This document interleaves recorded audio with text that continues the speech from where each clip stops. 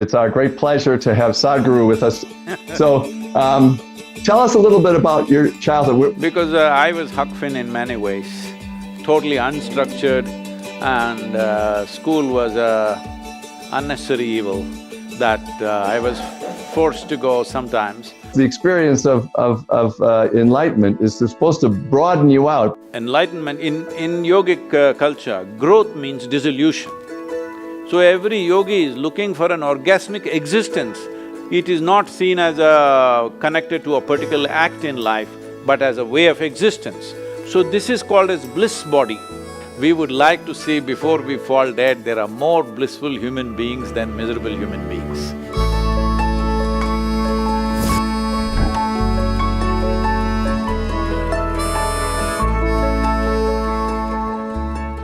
Welcome to the Commonwealth Club. I'm George Hammond, Chairman of the Humanities Program, which organized tonight's event. It's tonight in India, it's morning in California, and it's our great pleasure to have Sadhguru with us again.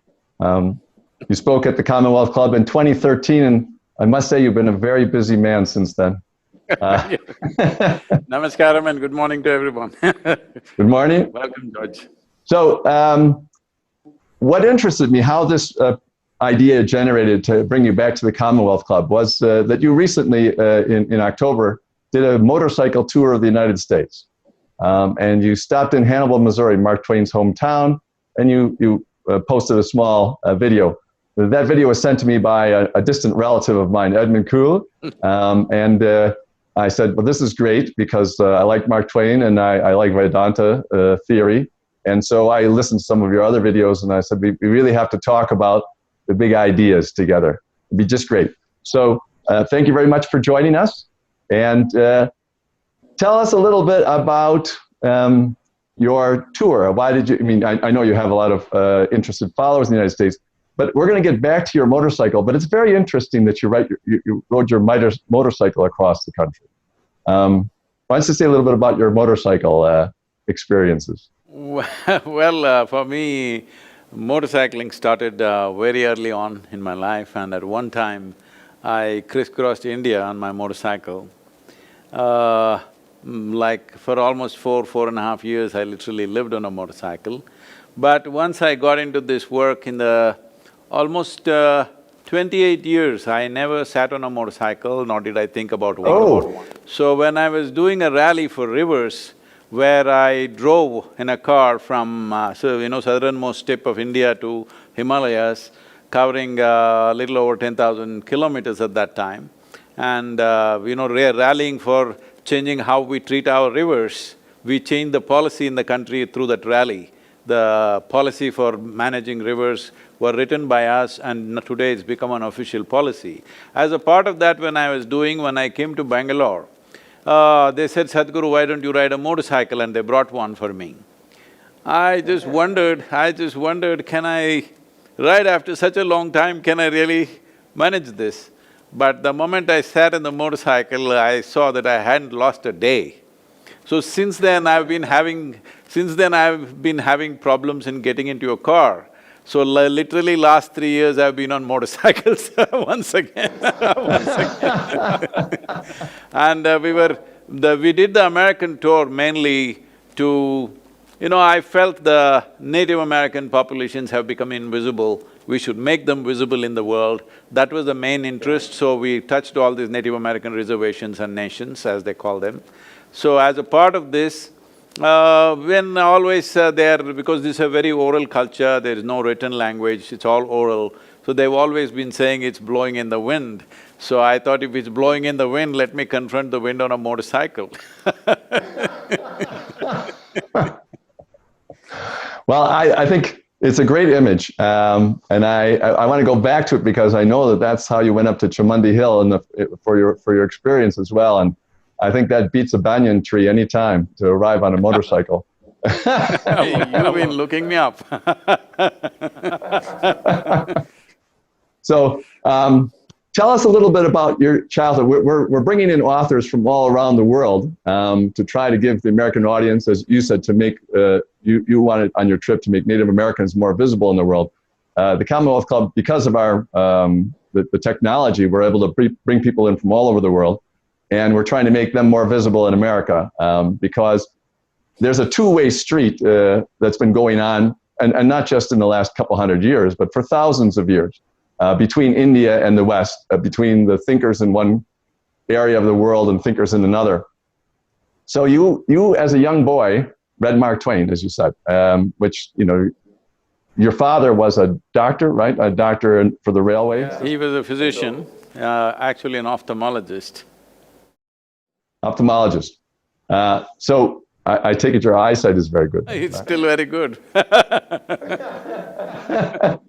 So your experience with Mark Twain, how did you just take it out of the library? Did they teach it in school? How did you get to Huckleberry Finn? When I was 11 years of age, I read Huck Finn as an abridged version, a small book.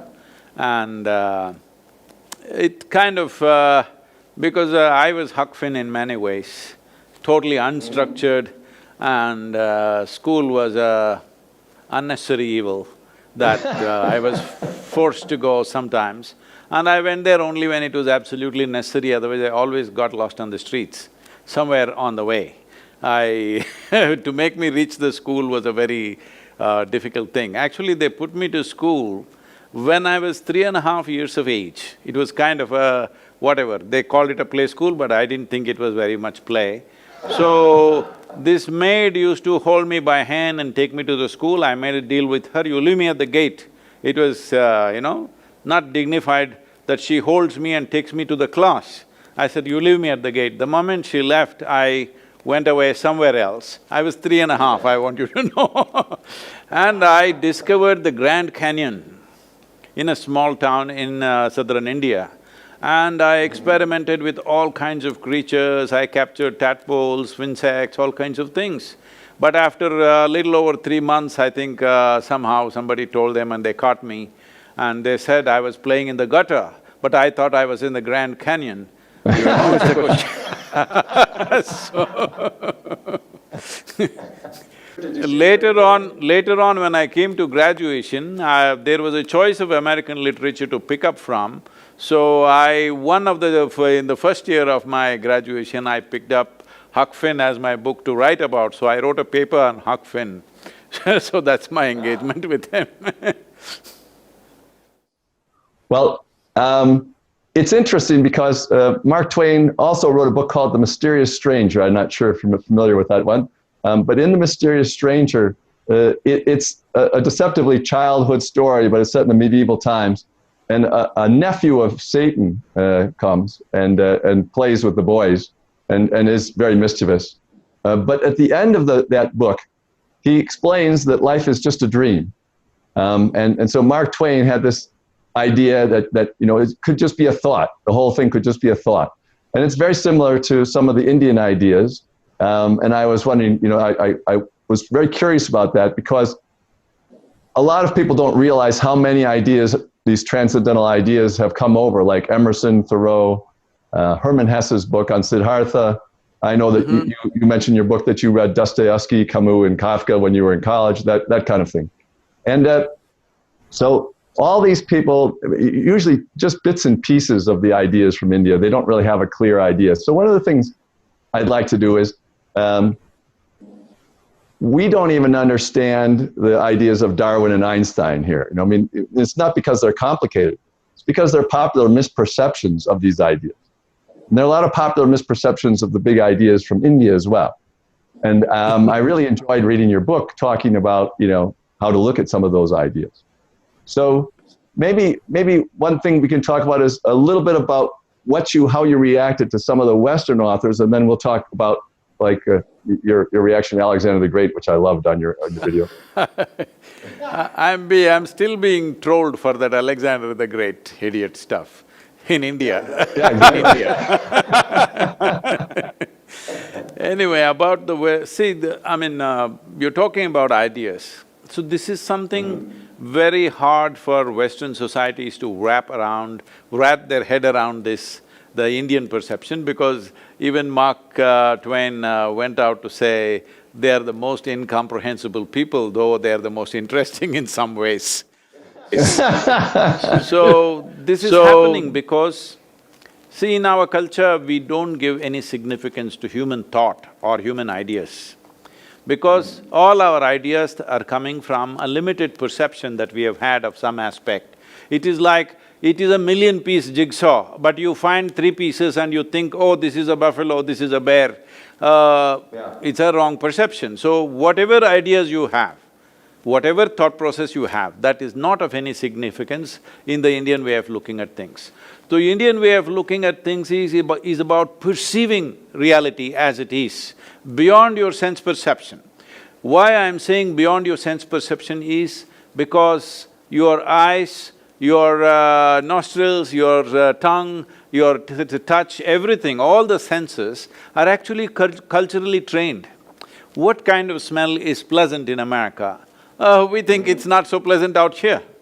What is very, very fragrant and wonderful here, you may think it's too strong or something else. I'm saying the same… With taste, probably it's much more visible. In India, the spirit of India is chili, all right? Without spice, we can't exist. If you eat the spice that we eat, people will think you're suffering corona or something, because you will become both runny nose and breathless. Both will happen to you. So, the senses are culturally trained, there are genetic aspects, there are other things. I think you said, Mark Twain said, the nephew of the Saturn visited, but Saturnism is not a genetic trait. Satan's nephew need not be a Satan, he could be something else, we don't know what the hell, but he could be something else. So, we don't rely on the senses, so we don't rely on the thought, because all your thought is a consequence of what you have perceived through your senses. And it is an individual concoction, we may produce permutations and combinations of variety of things in each mind, and we think this is our idea. So we don't look at life as a bunch of ideas, we look at life as a certain… there is a fundamental reality, upon that a consequent reality has manifested itself. So the consequent reality, we look at it one way, and the fundamental reality, we look at it another way. So our perception has to become more profound to understand the fundamental reality, and consequent reality, you need a certain one kind of perception. For fundamental reality, you need another kind of perception. So the whole Indian culture is fundamentally not about generating ideas, but sharpening your perception. When I use the word perception, people are generally referring in the Western society… it took me some time to understand this, people are referring to their opinions as perceptions. No, perception is what you perceive. Like you see, this is light, this is darkness, this is your perception. Well, even this can be debated, because if there is an owl, the bird owl, I think somewhere in the Huck Finn, there is something about the owl. If I remember right, it's been many, many years since I read this. Absolutely. So, what is light for you is darkness for him, what is darkness for you is light for him. So even about what is light and darkness, there is a debate in India. Because we see that what we perceive, the way we perceive through sense organs is not absolute, it is only useful for our survival process, but not an instrument of knowing. So our whole focus is on knowing something, not developing my own idea. So it is not about Eastern idea versus Western idea. West has many ideas with which they have created societies which are comfortable for them according to their ideas. But in the East, we are not concerned about our ideas, we know our ideas are nothing, they will come up today and tomorrow. The same idea which I thought is very smart when I was 18, when I am 25, it looks stupid. What I thought was brilliant when I was 25 looks absolutely stupid now. So our ideas are not important for us. For us, how can I bring profoundness to my perception? This is what it is about. That is why it looks so bizarrely different. Well, it's… I understand it, and I think for the rest of the conversation, just for the audience here, we're going to make the assumption, for the sake of the argument, as we say over here, we're going to make the assumption that everything that is described in the yogic tradition is all accurate. That is, the perceptions, the experiences that are described, the experiences of enlightenment, the experiences of what's happening from life to life and so on, we're going to assume that that's all accurate because it's the easiest way, I think, to now talk about that. Because even if we just go based on what we perceive and what our experiences are and we record them, we're still need some way of sorting them out between the people who, if there's an objective reality. If I can say this, no, you should not assume it is perfectly correct, because this is a land of seekers, this is a land of seeking. There are no absolutes here. It doesn't matter who comes, even those people whom we consider as divine entities, when they came, all they got from us was questions and debate. Never could they ever give a commandment to us, because you cannot give a commandment to an Indian. An Indian is an endless argument, because he will argue with himself, he'll argue with everybody, because he is a seeker. He is a seeker, he is always seeking, and he knows the instruments and faculties that we have right now is not good enough to know everything. So he is constantly debating and arguing. So we should never assume that whatever we are saying is absolute. Well, this is our level of perception right now. Okay. Well, well, that's fine. I agree that there's no absolutes like that from the point of view of an individual looking out. But we kind of share this world. We each have our own individual perceptions of it. And we are obviously trying. I loved your definition of a guru, by the way, as a dispeller of darkness, as opposed to someone who is telling everybody all the time what they should do with their life. It's very, by the way, it's very difficult pressure to someone who teaches other people like this, as you've done, because as I mentioned, for 5 years I watched Maharishi Mahesh Yogi teaching, and all the people, and he gave and gave and gave, and all the people around were taking. And it's a very interesting pressure on the personality. And I was wondering, since you have a sense of humor, whether that's what helps you, resist this pressure of everybody asking of you these questions, just like you said about others. How do you react to that? I don't see any pressure, because let me put it this way, because when I'm very involved with every life around me, not just humans, every kind of life around me, I'm very absolutely involved with whatever I'm doing. So I don't have a certain breadth of mind. This is a great advantage I have. The breadth of my mind is the same as the point of a needle. That is the breadth of my mind. So in a given moment, my mind is always like a needle, never like one vast piece of mind. Well, my mind is not a universe, my mind is just a point of a needle. That's why it penetrates into anything that it sees. So I don't have points, there is no pressure. You can't put pressure on a point of a needle because it's so small. Well, that's a way to solve the problem. A lot of people, of course, they're under too much pressure if they stand on a stage and 6 people are watching them, right? And it's already too much pressure on their personality. See, because they're very big people, they can take pressure. Because I'm like a point of a needle, that people don't even know where I am. It's a very interesting way to put it, because the experience of enlightenment is supposed to broaden you out, but you say it focuses you down to the point of a needle. No, I don't know whoever said broadening, but enlightenment, in yogic culture, growth means dissolution. Growth does not mean getting bigger in your size. Our idea of growth is dissolution, because if you dissolve your limited persona, then you are as vast as the universe. Because you're nothing. Because you're nothing, in some way you're everything. So I don't have the pressure of carrying any knowledge in my head because I don't carry anything. When I walk on the street, I'm totally empty in my head. So I never experience any pressure because there is no knowledge in me, just a sharp sense of perception at that given moment. The same thing, if you ask me another time, I may say something different, because whatever it is at that moment, I'm not carrying knowledge, so there is no pressure.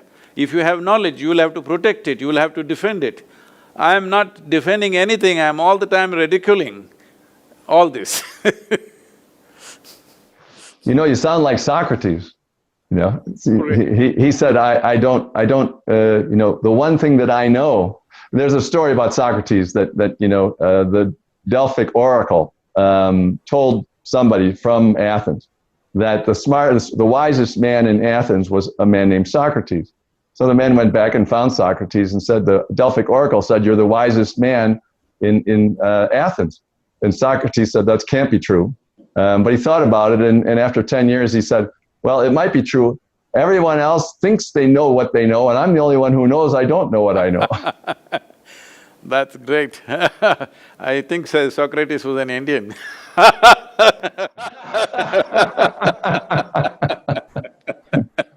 Well, there was, I thought, a very perceptive scholar in the 19th century wrote about Pythagoras from the same Greek tradition and said he felt the whiff of Hindu pessimism in his thinking. What he meant by that was his way of thinking that life is eternal and recurs and so on and so forth, as if that person must not be enjoying, must not have been enjoying his life. Yeah. Pythagoras was very influenced by the Indian way of life. He did visit India, if you know that. Yes, I do. So definitely, because this is not pessimism, this is just understanding that we are a minuscule life in this cosmos, if you look at it. The problem, the human problem right now is, see, this whole solar system is a kind of a speck in this cosmos. If the entire solar system disappears tomorrow morning, nobody will notice it, that's how small the solar system is. In that speck, planet Earth is a micro speck. In that micro speck, San Francisco is a super micro speck. But in that super micro speck, you are a big man. This is the problem that human beings are having. So, we are always, right from our childhood, we are told you're really nothing in this existence. So make something out of yourself, but you're actually really nothing. And because you will be here and you will be gone after some time, countless number of people like this have come and gone, and there is no any footprint of them anywhere in the world. Only those who are spiritually competent in some way, something beyond their physical existence, those people we remember. We remember a Jesus, we remember a Buddha, we remember a Krishna, but all the other billions of people who must have existed through these times or thousands of years, we don't remember any of them. So this is the fundamental thing of being Indian, that you're always told you're nothing. It doesn't matter, you become a king, you wear a crown, you walk around, you strut as much as you want, but you're really nothing. You're just like any other creature, like an ant on the planet. You think an ant is nothing, well, you're just smaller than that in this existence. So, make something else out of you. Unless you go beyond what is your physical structure and psychological structure, nothing significant will happen in your life. This is the fundamental of the yogic ethos. We say here, everyone puts their 2 cents in, you know, and I must be at least somewhat Indian because I always think that the great teachers and the people who've influenced everyone put in 3 cents rather than 2 cents. And so that's why they're remembered, is that they put in 1.5 times what everybody else did. And they influence the way people think. See, we must understand, since printing press has come, all kinds of fools may be remembered, all right? Yeah. Because just about anybody, something is written 1,000 years later, you can pick up that book and you may see. But you must look back at history when it was not written, but still people remembered certain people. Not because of 3 cents or 4 cents, because they had no sense. Their value of life is not in cents and dollars. The value of life was non-physical in nature. It's only those people who lived. So let's talk about that. And the whole yogic tradition is that our minds, our bodies are just our biological bodies, but we actually have other bodies. We actually have other ways of expressing ourselves, and you can either perceive that or not perceive that. And I'm curious from the point of view, I mean, obviously science doesn't think too much of this because they're focused on the perception of biological body. But almost all the experiences that people have had recently because of modern medicine, the much more near-death experiences, NDEs as they call, those NDEs that are experiences of light, and India has always talked about the light body. But we know from science that light is created by atoms with photons coming out. Do you think that this light body is composed of atoms with light coming out of them, and it's just a different structure, not biological? Uh, now, now you're walking into your minefield rather walking me into your minefield. Because now what I say, you try to analyze it, or people try to analyze this with logical sense of what they have. We must understand our logic functions essentially from already pre-registered data in our minds. What you think is logically very correct, somebody will argue with you as if you are completely wrong, because their logic is saying something else. What is the basis of this? The kind of data that they have taken in is very different from the kind of data that you have taken in. So it doesn't matter who is saying what. The important thing is this: what you consider as my body, or what is your body right now, and what is your psychological framework right now, both these things, you did not have it in the same shape and form when you were born. When you were born, you were only this much, now you became a full-grown man. How did this happen? So, body is an accumulation that has happened over a period of time from the food that you've eaten. The food that you eat is just a piece of the planet that you walk upon, all right? So, most people do not realize this till you bury them. Only then they get the teaching from the maggots that they are part of this earth, otherwise they think they are from somewhere else. Just because we can prance around a little bit, we think we are not part of this, all right? You're just a small outcrop. Nature's magnanimity that it has given you an individual experience, otherwise there's nothing individual about you. Everything is gathered from elsewhere. From this borrowed impressions and borrowed body, you're walking around. If you recognize this, you would walk with utmost gracefulness and gratefulness to everything. Then you would look at life differently. Now, about this light, whatever people are talking about, near-death experience, whatever, instead of commenting on that, let me put it this way. If you have to gather this much body and this much mental structure, there must be something more fundamental, isn't it? Whatever that is, there must be something more fundamental. So one thing that people may be experiencing as light is, there is… in yoga we see that you have 5 layers of body. One is food body, it's called Annamaya Kosha, which literally means food body. The next one is Manomaya Kosha, that means it's a mental body. This is a software. Food body is the hardware, mental body is the software, without which even a single cell cannot function. There is an entire software where memories of evolution, genetic memories, perceptual memories, articulate, inarticulate memories, all kinds of memories are imprinted upon every cell in the body. That is why you are a unique individual character compared to somebody else, because there is a certain kind of memory in this. So that is the mental body. If hardware and software is there, will it function by itself? No, you have to plug it into quality power. That is called as the energy body or pranamaya kosha, which is what they may be talking about as light, because when energy crackles, you may see it as light, not necessarily as light, but you may perceive it as light. What is light is essentially… see, for example, because we were talking about owls, we think owls cannot see in the day. No, that is not their problem. They see too well. Their eyes are so sensitive that the brightness of the sunlight kind of blinds them out. It is not that their eyes are not good, their eyes are too good. That is the reason why they don't want to do anything in the day, because it's too much light. Right now, I am having that problem too, too much light. Camera lights, I mean to say. It looks great from here. Maybe that's why one of the symbols of Athena is an owl. So they see too much with wisdom. But it's interesting that you put it that way, because if we're all individuals and we're seeing this individually with our own impressions, how are we able to communicate with each other about the common ground? Obviously, you're communicating with millions of people about a common ground, and you're focusing on experience and how to gain a better perception about things.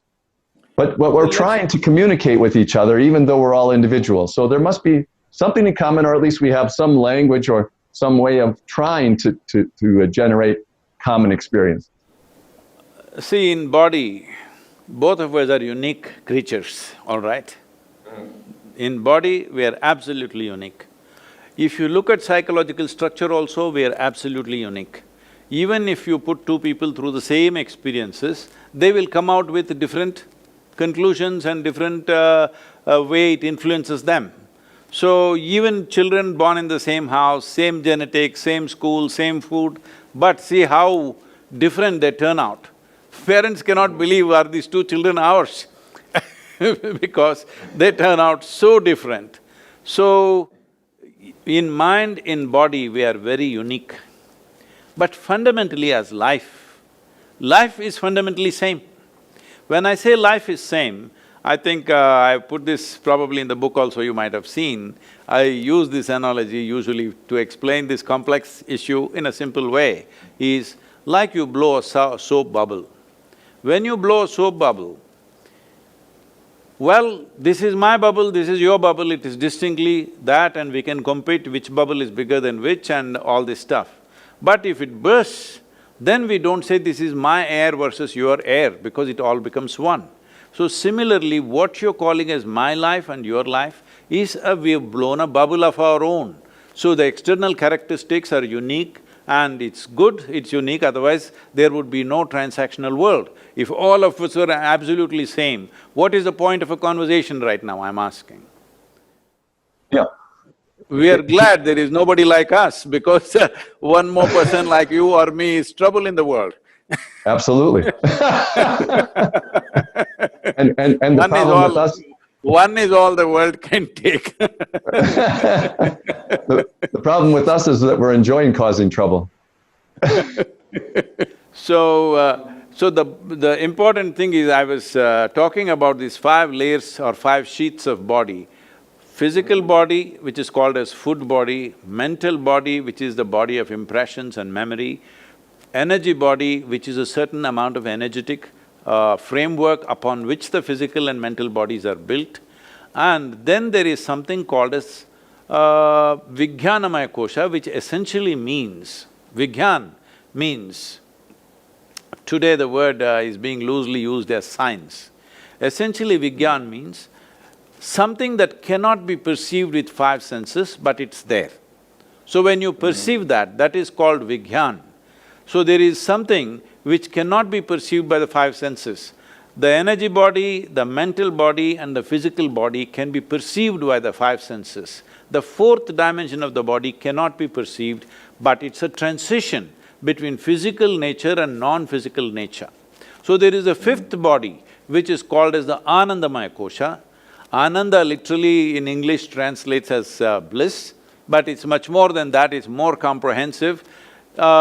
Another way of putting Ananda is, we can say it is ecstasy, or some people go about saying…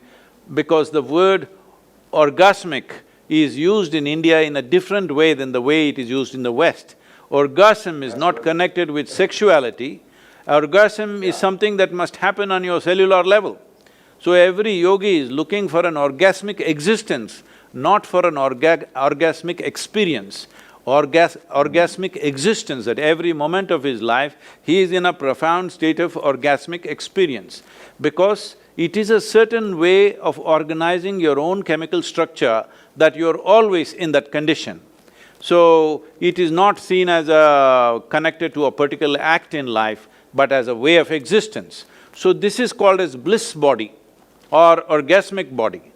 So why we are calling it this is, we do not know what it is. All we know is, it is not physical in nature, but whenever we touch it, we become orgasmic. So we are calling it orgasmic body or bliss body or ecstatic body because when we touch it, we become blissful or ecstatic or orgasmic. We do not know what it is. All we know is it's not physical in its nature. So we are talking about it from the context of our experience, not from the context of its content or its quality. We are not trying to describe its quality. For example, we say sugar means sweet. This is our experience. This is not the quality of the sugar. We feel upon our tongue, see, if you put sugar on a stone, the stone does not think sugar is sweet. Maybe many insects may not think it is sweet, but on our tongue it is sweet.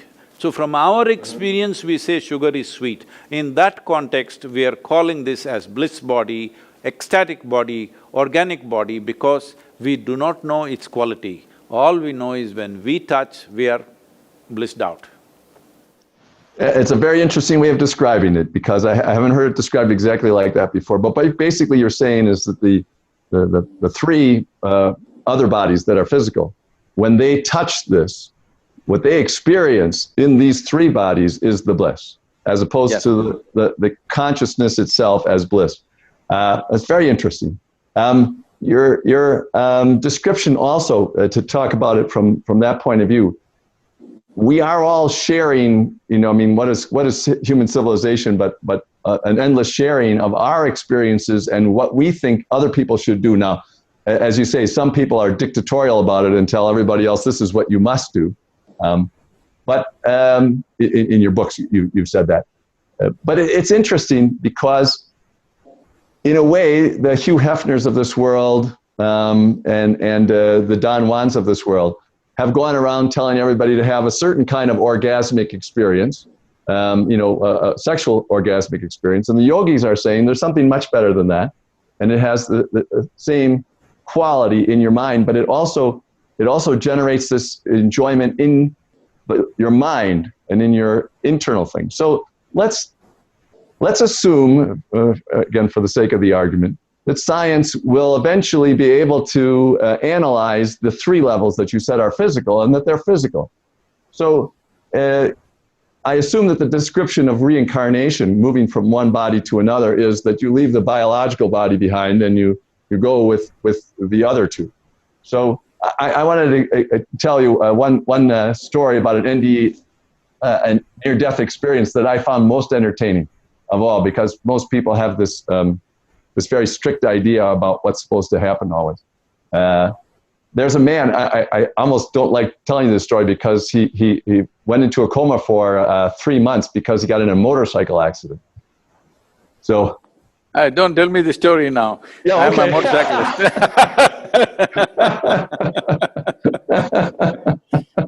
Actually, today after this meeting, I'm riding. Oh, okay. Well, maybe I better skip. No. So he goes into a coma for 3 months. and during the when he came out, he said he had been a follower of a Buddhist guru. And when he was in this near-death experience in the coma, that his guru came and explained to him that his life wasn't complete yet, that he must go back and complete the work of carrying on his guru's work. But he also met another being, a more feminine spirit, who said, no, it's time for you to go to the next level. You should come with me. And he said that they basically argued for the whole 3 months over which one he should do, and eventually he came back. But I thought it was an interesting experience because most people just say, I'm being welcomed, I'm being told to do this, but here there was an argument over it. Well, about science coming to it, let me clear that fast. I must tell you this, that today we brought this forth with certain universities in America researching on people who have done simple inner engineering practices. After 90 days of practice, what happens? One of the things that they have said is, in 90 days of practice, your BDNF levels could go up to 300%. That means your mood and your experience is kind of fine. And the increase in the endocannabinoids is about 70% than what it was before.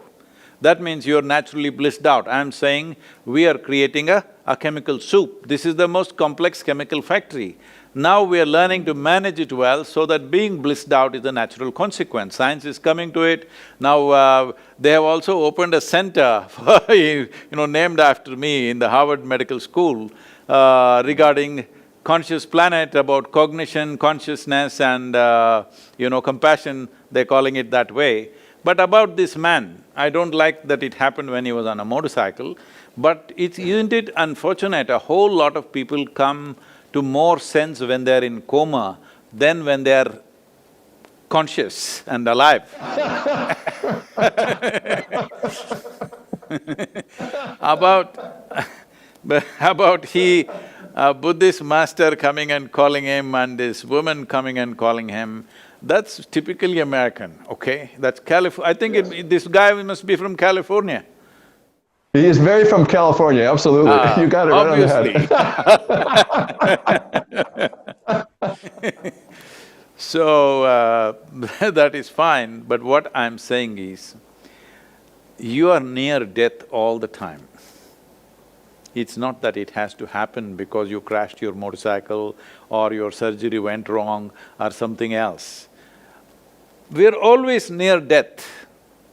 We are looking at life like this, the yogic way of looking at it, inhalation is life, exhalation is death. I think this book has not come to you yet. In the month of February in 2020, I published a book called Death, The Inside Story. Yes. I have that one too. I was going to ask some questions. You beat me to the question, just go right to it. So, I thought that's published only in India, I thought it's not in United States. No, we have it here too. Okay. So, the important thing is this. See, one dimension of life which has remained uncorrupted by human mind is death. You can say as many stories as you want, but in your experience, if it was real, you would be willing to go when it's time, joyfully you would go. So the test whether really you had near-death experience and you realize something about it or not is, will you die with a smile on your face or not? This is a clear test, all right? For this, there is a pre-test which we can set up here. We call this the cobra test, because a cobra and a few other creatures have this sense, even the bees have this sense. They look at you only from the point of your chemistry. So, right from a very early childhood, I've been handling cobras and in India, this is a land of king cobras. You can go in the jungle and just pick up a cobra just like that, not holding him by his head and all this stuff. Just in the middle of his body, you can just pick him up. He will just come without any resistance. But if you show a little bit of anxiety within you, if you show a little bit of fear within you, he will go for you, because he senses danger from you. So he is only experiencing you as a chemical soup. So whether your soup is good or not, if you want to test, there's a cobra test. Or there's a death test when you die, will there be a smile on your face or not, because you transit from one dimension of experience to another in a comfortable manner. That can only happen if your experience of life in some way has transcended the physical accumulation that you have. I'm stressing on the accumulation because your body is an accumulation. What you gather can be yours, can never ever be you, isn't it? It's like saying, this cloth, this piece of textile is me. The same thing, this textile that you call as my body, which we wove together with so many things, now you think it's you, that is a fundamental mistake. Once you have made that mistake, then you're thinking up all kinds of things, because the basis is wrong, it can never come to the right thing. So the important thing to see is, what is life, what is death? Don't think on those terms. What is you? What is the nature of your existence right now? If one experiences this, there is no life-death questions, it is all settled for once. It's like how you drive your car is much more important than the car you drive, or motorcycle in this case. Your method of doing it, your decision making. You also mentioned I think in the death book about sleep. No, I would like to tell you, in 70s and 80s when I was riding a two-stroke, single-cylinder, 250cc Czechoslovakian motorcycle, and today I'm riding modern machines, and it's a world of difference. So, the machine the machine that you're riding also is very important. Well, I mean, certainly you write a lot about how to work your body in order to have a better vehicle as well. But somebody can rework their body and then be very miserable anyway. On a very highly sophisticated motorcycle, you can still crash and become comatose, and imagine both a monk and a woman. Either way, it's still possible. So, you in the death book, you mentioned that sleep is a little bit like, death. That falling asleep is a little bit like that. And if you do that, in a way you said you can die with a smile on your face. Do people fall asleep with a smile on their face too? I mean, is the same sort of idea? Yes, in a way, it is… it's not absolutely true, but partially true. It is true, I would say, largely true. Because how one sleeps in many ways, because essentially sleep means you're absent in a conscious way. You're still alive, but you're absent. Death also means you're absent, but you're not alive in terms of your body and everything, you're gone. So, actually, when you put an animal to death, you say you're putting it to sleep, which is a very good expression actually, because you're actually putting it to sleep, because sleep is absence, so is death absence. So, if you can go into sleep consciously, joyfully, it's fantastic. So this is one of the sadhanas that all the seekers do, is the point of transition from wakefulness to sleep, they want to conduct it consciously, because if they can conduct that moment consciously, they know they will be able to conduct that moment of transition from life to death also consciously. So when we say consciously, what we are saying is, death is a limited process. As life that you know right now is also a limited process, so is death a limited process. So, the content of life, the life that you are, not the body that you are, not the mind that you are, not the character that you have become, but the life that you are is a much bigger phenomena than what your physical body does, what your intellect or your mind does, your thoughts, your emotions, your drama. This is psychological, physiological, social drama. You can conduct it in a pleasant manner, in a whichever way you like, all right? Whatever is your taste and your pleasure, because different people like different things, it's fine with us. But the most important thing is, what is the quality of life? When the life is same, where is the question of quality? This will arise. Because when life is same between you, me, a dragonfly and a grasshopper, fundamentally life is same. So where does the quality arise? Quality arises in the volume of life that you gather, in the sense. The whole yogic processes, unfortunately, the way yoga has become in the West, it makes me cry the way it's being taught and understood. See, essentially one aspect of yoga, the most vital aspect of yoga is to enhance the life that you are. How do you enhance the life that you are? Let's go back to the same analogy. You and me are blowing soap bubbles. We should do it one day, okay? I do it. So, my daughters are still young enough. No, I'm saying between you and me, we must do it one day. Oh, yes, okay, we'll do that, yes. Suppose your bubble is so big and my bubble is so big. Now I say, see, this is my bubble, it's fantastic. But what has happened to my bubble is, my walls have become very thin, but it's a huge bubble.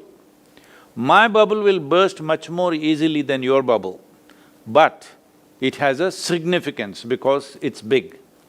So this is what it means, that as you make your life bigger and bigger, the life that you are, as it becomes more and more enlarged, I'm not talking about enlarging your social footprint or your physical presence or your mental prowess, these are different aspects. These are faculties that we have. But the life that you are, when it becomes significant, you know life better than most people simply because it's become a significant part of you. Right now, the most significant part of you is not the muscles that you carry, nor the mind that you carry, not the information or knowledge that you carry. The most significant aspect of your life is life itself within you. When this happens, the other walls become very thin. Anytime it can burst. Once it bursts, it's gone. So essentially, what most people in the West don't understand this because these questions keep coming to me. They want, because they've read some Buddhist texts, they want nirvana. Nirvana means non-existence. Are you ready for becoming non-existent? No, the Western idea of dying is you will go somewhere else where the accommodations are better than California.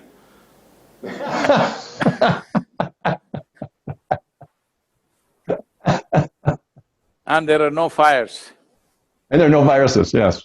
Well, one thing I thought to be practical for our audience, I thought we would try to put at least one smile on their face for when they go to sleep tonight, so that they can go to sleep with a smile on their face. And one of the things that morning, George, I thought it's morning, let them not go to sleep now. Well, you should say that you know, to the Indians. after stretching their intellects, maybe everybody will fall asleep, so. But if you, one of the things you wrote about, you talked about where you're going to go and whether it is better than California. It's like, you know, it reminds me of a joke that Groucho Marx used to say, that, you know, I wouldn't belong to a club, any club that would have me as a comedian. And I always think about that kind of exclusive thinking when I read the descriptions by some yogis about Brahma Loka. You know, it's like, it's a place which is so exclusive that it won't even take me, you know? But one of the things about the fear, I think, that people have about death, obviously comes from this whole idea of hell and punishment. And you wrote a great line about you can't really be forced to suffer. And you quoted Buddha, this is in inner engineering, you quoted Buddha as saying, that he will go to hell afterwards because he doesn't have to suffer, so he can help the people there. He won't suffer when he's there. It reminds me of when I wrote an essay maybe 40 years ago, and one of my conclusions was, you can send a man to hell, but you can't make him suffer. I think if people understood that, I think, because a lot of people are living their lives afraid of what's going to happen afterwards. See, the simple thing is this, that right now, if you look at your life, your pain and pleasure comes from within you. I may take a pin and prick, but the pain comes from within you. Pleasure also comes from within you. Joy and misery comes from within you. Agony and ecstasy comes from within you. Or in other words, what I'm saying is, the source of human experience is within you. So what is within you, I believe, must happen your way. It should not happen my way. Your experience should not happen my way. Your experience of life should happen your way, because the source of experience is within you. The seat of your experience is within you. The problem is, you're not sitting on the seat, you're crawling all over the place. You do not understand from where the experience is being generated. See, right now, let us say I will abuse you, I won't, I'm just telling you. Because a lot of people are abusing me on the, Twitter trolls all the time, so I am telling you, I will abuse you. In an Indian language, you think I am saying an endearment because you don't know the language. So I am saying the insult itself does not hurt you. It is the way you react which will hurt you, right? Yeah, absolutely. So if I call you an idiot in an Indian language, you don't know, you think I'm saying good morning to you. So it is not the words, it is not the actions, it is not nothing, it is the way you're responding or the way you're compulsively reacting which hurts you. So, the human experience is caused from within you. If you understand this, if you know this by experience, will you create pleasantness or unpleasantness for yourself? Definitely pleasantness for yourself. What you want for your neighbor sometimes is debatable, but what you want for yourself is very clear, highest level of pleasantness, isn't it? So what is heaven and hell is, In human mind, whatever is the highest level of pleasantness is heaven, whatever is the lowest level of suffering is hell. When you know human experience is happening from within you, obviously these are two descriptions of what a human being can go through, either when they're alive or post that, either within the body or when you're disembodied, both ways it can happen. The advantage when you're bodied is, you have a discretionary mind, you can choose. Right now, you can choose the company that you are in, either to enjoy it or to suffer it, there is a choice. But once you've lost the discretionary mind, which we call as death, when that happens, then whatever is your tendency, you will tend to go in that. Suppose it's your tendency to always negatively react to things and suffer, now once you've lost your body and your discretionary mind, your suffering will become millionfold, simply because you can't decide to come out of it. Right now, you go somewhere, you meet somebody, you don't like something or something that they said, you will suffer something. But when you're driving back, you say, hell with him, and you start playing the music and enjoy yourself or do something, because you have a discretionary mind. But once this ability is gone, if you start suffering, you can't stop it. If you start enjoying, you can't stop it. So both joy and misery become extreme. So this is called as hell and heaven, because you lost your discretionary mind, you are happening by your tendency. So this is why in life, it's very important when you have a conscious discretionary mind, you create a pleasant tendency within yourself, so that when you lose it also, you will be extremely pleasant, because pleasantness and unpleasantness will get multiplied millionfold when you don't have a discretionary mind. See, why if you give a simple lollipop to a child, he enjoys it so much that it is like the end of his life, because he doesn't have the same sense of discretion that you have. That is why his sense of joy is so high. At the same time, if you take away the lollipop, his sense of suffering is also very high, because again he does not have the same level of discretion that you have. But once you're disembodied, you are not just a child kind of loss of discretion, your discretion is completely absent. You go 100% by your tendencies. Yeah, it's a very good description of first why things happen the way they do, but also why people are afraid of this eventually. And as you mentioned, and plenty of other teachers have mentioned as well, turning within and making sure that you stay connected to your more substantial self is one way to… They can try sleeping with a smile on. Exactly. But see, smile should not be what you do. Smile is a consequence of a certain experience within you. Right now, people are trying to create consequence, which is the fundamental flaw of Western societies now, which has become universal across the planet, is people have become goal-oriented. That means they want the fruit, not the root. They're not interested in the root, they just want the fruit. You know, when I was living on a farm doing agriculture at one time, somebody came, one hotshot sales this thing, and they come and tell me, see, they got some spray which is something, I don't know what, some enzymes and stuff. And they said, on my mango trees, I just have to spray it on the fruit and it will become so big and so sweet and everything. Then I looked at this, because my wisdom says I have to nourish the root of the mango tree, not the fruit. I said, why don't you spray it on your brains and see, let's see what happens. Is it going to become big and sweet? Then we will see.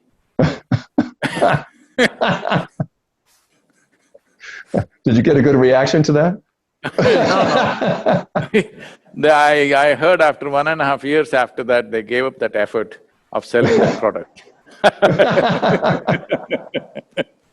Well, one of the things you said earlier reminded me of something else you wrote about people always complaining, no matter what people are complaining. And one of the things that I thought of maybe several decades ago was that people are always going to complain, no matter how good the situation is. And you can kind of tell the level of any civilization by what people complain about. So maybe that'd be the best way to judge. Right now in America, they're saying, I want to have a haircut. When there was a lockdown, I'm saying. Yeah, exactly. People are dying around you and you want to have a haircut. Exactly. Well, That says a lot. Obviously, Because it's not you necessary. come from my generation, we didn't want to have a haircut when we were young. Exactly. And it wasn't just to save money. No, no, no, it was a very important thing. So I still stayed young, so I never had a haircut. Yeah, exactly. Well, I want to cover one other topic first before we go to the questions. We have some questions from the audience. And that is, we got to almost nothing that I wanted to talk about, but we still covered almost everything. So that was great. But one idea that I was thinking for the future, and in terms of just what everybody is sort of hoping for, is some kind of human civilization, say maybe the 22nd or 23rd century, where we finally have knitted together the good ideas from all the different civilizations. Just like in India, all kinds of good ideas have been knitted into Indian civilization, because there's all subset civilization. And I'm not talking about like making civilization homogenous. In America, we have New Orleans and we have Chicago. And for 200 years, they've been part of American culture, but they're still very, very different. So no one should worry that you'll get that homogenous. But one idea that I wonder about is, what idea from each culture, or which ideas do you think will make the most major contribution towards that civilization? And I want to ask you what you thought from India would be the idea or the part of the civilization that would have the biggest influence on that world civilization, that at least don't influence part of the population, but at least the leadership of the planet. I think the most important contribution that India can make is, this is not a land of believers. We are a land of seekers. That means there is a fundamental realization that it doesn't matter at what stage of life we are, there is too much in the universe that we do not know. I do not know is the basis. Why it's like this is, in the yogic culture, we always identify with our ignorance, because our knowledge is so minuscule. If we have digested the libraries on the planet, still our knowledge is very minuscule, but our ignorance is boundless. So we always identify with our ignorance. If this comes to the world, there will be more humility and grace on this planet. That's a perfect answer. I have an idea called the imagination's horizon. That is, that you're always projecting out where you want to go next you're with yourself. And ironically, the further you expand, or the more you go, or the more you know, the further you can see ahead, so your imagination is further out. Now, you can have a fight between your imagination and your thinking. By thinking, I can't get to where I want to be. I can't get there. And the further out it goes, the more miserable you could be. And I call that misery your conscience. It's what irritates you all the time. And so you've turned your imagination into a conscience rather than, a way to look forward, further and further. And it's the same idea in the sense that if you realize that you don't know everything, you're going to get that as the further out you see, the more you'll realize that you aren't aware of many, many things. George, is it okay, because the time is almost getting over, if I say something which is not so civilized, but I'm like this. I don't have to pretend I'm civilized, because I'm not, all right? I'm very proud that nobody could civilize me. So I want to say that imagination is a rear view mirror, it's not the windshield. Because your imagination is dependent upon your memory. The exaggerated version of your memory is imagination. So let us not misunderstand a rear view mirror for a windshield, because windshield is for you to look through. Rear view mirror is to know what's behind you, but giving you a perspective of how to travel so that you don't bang into your past. So that something productive. Imagination is a productive end of our memory, that we are able to produce something of a memory bank that we have. So I would say neither your memory nor imagination should be a compulsively intrusive in your life. You must be able to sit here neither with memory nor with imagination. This is why I'm I'm just surprised that you even read the death book, because I read one novel or something once in 2 years. because if I have time, I'll close my eyes and sit. I will not stare at a book. Most of the reading I did in 1 or 2 years when I was youth, when I was restless, and I thought I will know something by going to a library. I sat there and read all kinds of stuff.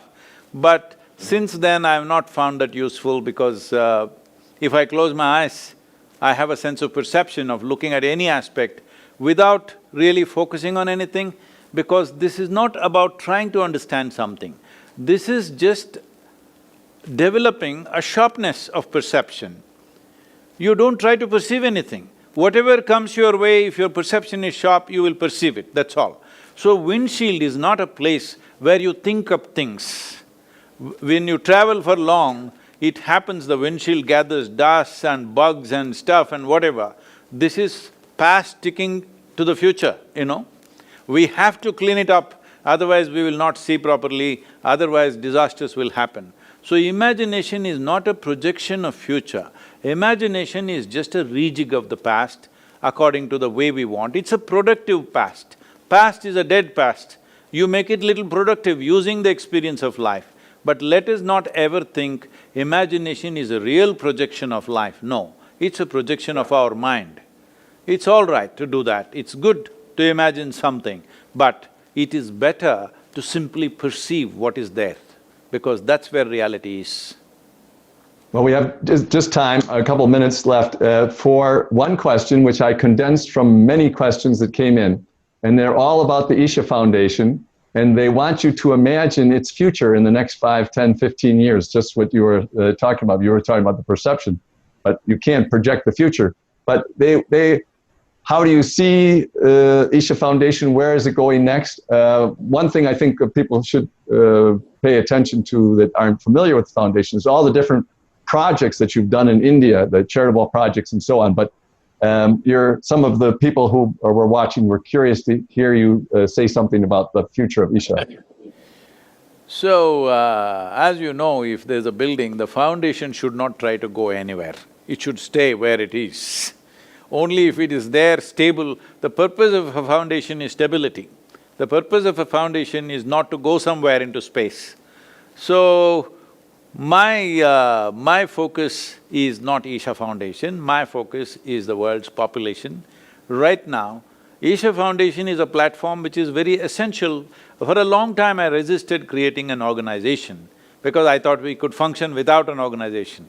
Then it became impossible. As more and more people came in, it became necessary to have a legal structure and a framework to handle money, to handle properties and to handle various aspects of delivery. So it is a foundation, it should not go anywhere, it should just stay stable and where it is. But my dream, when I first experienced this unexplained levels of orgasmic blissfulness right across my body, I realized if I just sit here without messing with my mind, I will be blissful every moment of my life. So I set up a project that in next 2.5 years, you know, there's no fool like a young fool. I was 25 and I made a plan, in 2.5 years' time, I will make the entire world's population blissful. At that time, the world's population was 5.6 billion people. I planned how I will make them blissful. See, nearly 40 years, 39 years, here I am. Now people say I am touching around 1 billion people, but that's not my idea of the world. Today there are 7.6 billion people. I know I will die a failure, but I want to increase my percentages.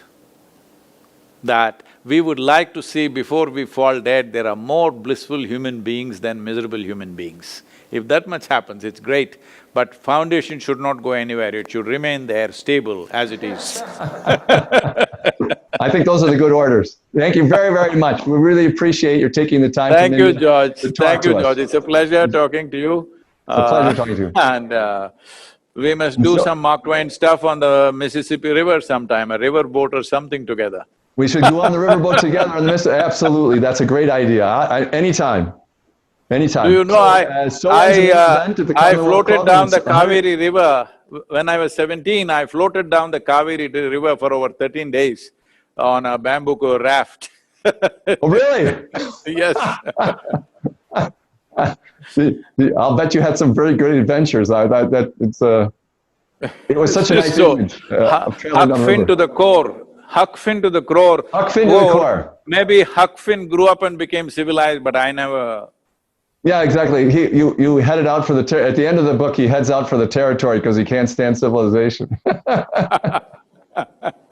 Thank you, George. Thank you very much. Great. Thank you very much. And so ends another event at the Commonwealth Club, and it's 118th year of enlightened discussion. Hope to have you back again, or at least meet you on the Mississippi River again. Thank you so much. To all of you at the Commonwealth Club, thank you very much for having me. Namaskar. Yeah. Our pleasure.